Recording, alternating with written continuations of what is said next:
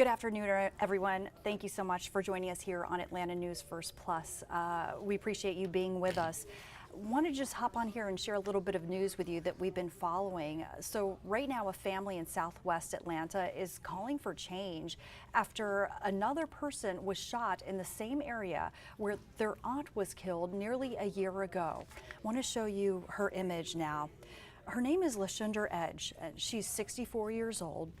And she was shot at a gas station on Lakewood Avenue last March when she was just trying to cash in her lottery ticket at the time, 64 years old. Still, to this day, nearly a year later, no arrest has been made in that case.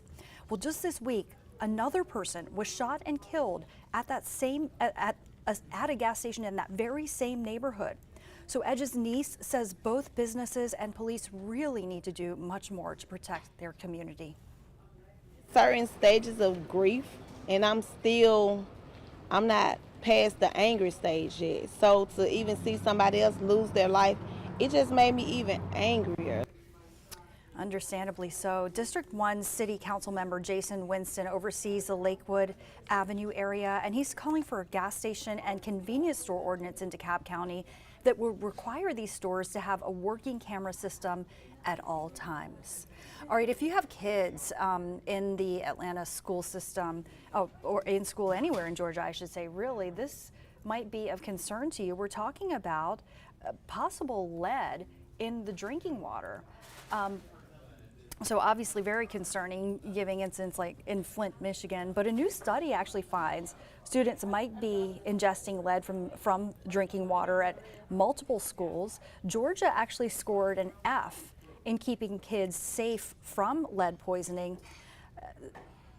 So yeah, bear with me, sorry, I'm just trying to resolve a little technical issue right here. But according to a report from the Environment America Research and Policy, Georgia has no enforceable state laws or regulatory requirements to address lead in schools, believe it or not. This report is certainly concerning for parents. Atlanta News First reporter Rachel Aragon is actually asking questions right now about what exactly is being done to change things and to make sure that kids are kept safe. So you're going to want to keep an eye out for her story on Atlanta News First at 4 o'clock. She's going to be asking a lot of questions and hopefully getting some answers as well. So, of course, another major story that we've been following is the young thug case and the RICO charges, the whole trial surrounding that. Just wanted to share a little bit of an update with you on this case. One of the attorneys in the ongoing RICO trial of not only young thug but accused members of the YSL gang are now pushing for a mistrial after a police interrogation video was actually leaked online. So the Atlanta Journal-Constitution is reporting that defendant Jaden Myrick's lawyer says the publication of the video actually violates her client's right to a fair and impartial jury. Jury selection for this trial began January 4th, as we've been telling you, but still no jurors have been selected at this time for numerous reasons, but additional groups of potential jurors are expected to report to the Fulton County Courthouse throughout the day today, and as well as March 17th, April 28th, and May 19th. So we're closely following this case and the voir dire or jury selection process as well, and we're going to keep you up to date with all the latest developments on that.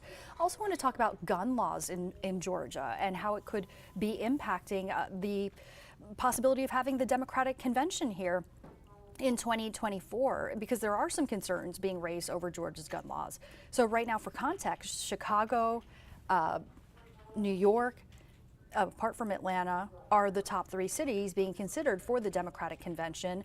But as the New York Times reports, people vying for Chicago to hold the convention are highlighting Georgia's relaxed concealed carry laws as being a safety concern. So now, if the Democratic convention was held here at State Farm, guns would not be allowed inside. The constitutional carry law does let anyone who can legally buy a weapon carry it on most public property. Georgia's open carry laws let people openly carry rifles in public spaces without a permit, you may know. Because of these laws, we've already seen Sweetwater Brewing's 420 Fest get moved to their own brewery instead of staying at Centennial Park. Music Midtown was also canceled last year for similar safety reasons. Let's be clear, this doesn't just affect Atlanta. This is a statewide law, so it can affect festivals or outdoor things that happen in Columbus and Savannah, in Athens, in Macon.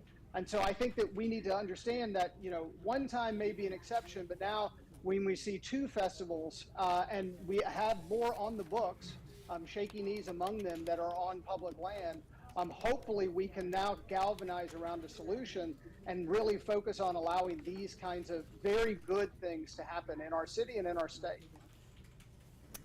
Yeah, so obviously a bit of controversy there. Atlanta officials have been pushing to host the Democratic convention here as a way to show off the party's gains in Georgia with the elections of Raphael Warnock and also John Ossoff. But many people argue it would be a huge kind of economic boost for the city of Atlanta as well, regardless of your own personal politics.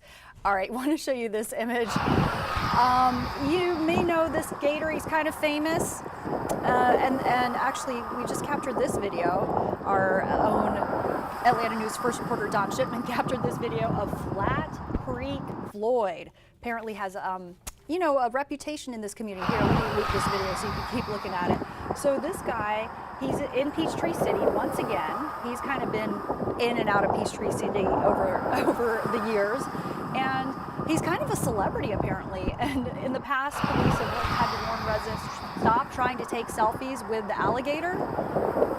Generally not a wise thing to do. Get up in an alligator's face or anywhere near there and try to take a selfie. It's not a good idea. I guess it's okay for us to take video like this. Don is, he has good judgment. He's keeping a safe distance to take this video that we're sharing with you. But apparently the policy right now, according to the Department of Natural Resources, is they're not going to try to eliminate this alligator as long as he's not a safety concern, as long as he's not causing any trouble, as long as residents are comfortable and apparently seem to like having him around, kind of a novelty. DNR is going to leave him alone. Don't bother us, we won't bother you. But we're getting some interviews and gathering some more information about Flat Creek Floyd, and we're going to share that with you on Atlanta News First on our evening news as well. But that's a look at some of what's making headlines around Metro Atlanta this afternoon. Thanks so much for joining us here on Atlanta News First Plus. Have a great day.